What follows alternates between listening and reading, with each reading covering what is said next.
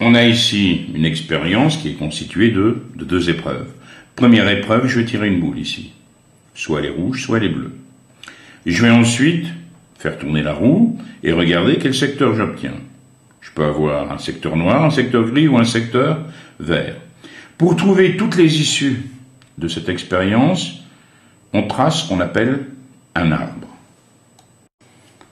On pose son crayon et on s'imagine dans la situation de quelqu'un qui va vivre cette expérience.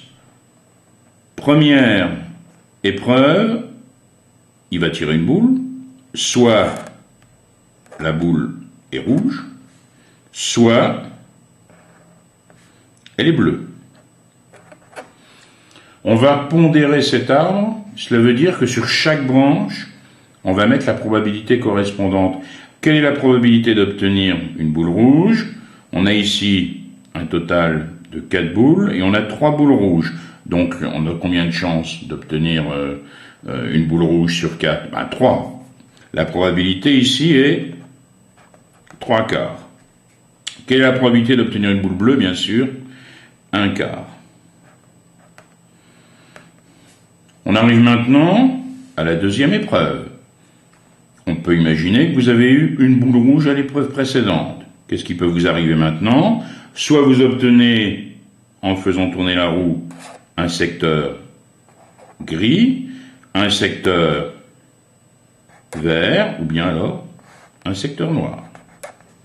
De la même façon, si vous aviez tiré une boule bleue à l'épreuve précédente, vous pouvez maintenant obtenir un secteur gris, un secteur vert ou un secteur noir.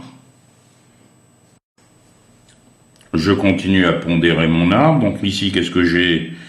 J'ai ici 1, 2, 3 secteurs gris. Et en tout, combien de secteurs possibles? 7.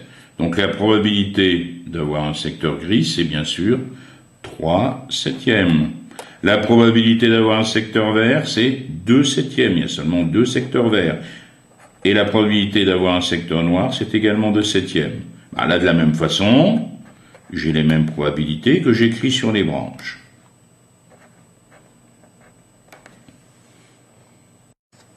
Je peux maintenant préciser les issues. Je peux ici avoir eu une boule rouge et obtenir du gris.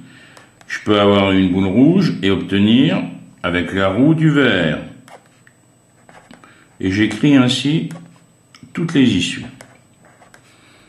Ici, bien sûr, j'aurais pu avoir une boule bleue et obtenir un secteur vert.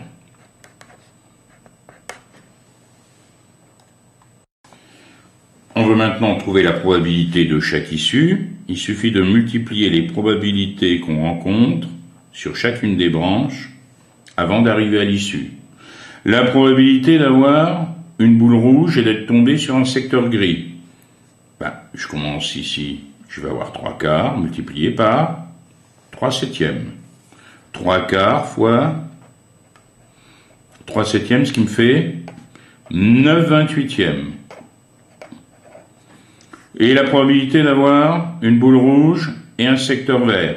3 quarts fois 2 septièmes. 3 quarts fois 2 septièmes. Ce qui me fait 6 28e.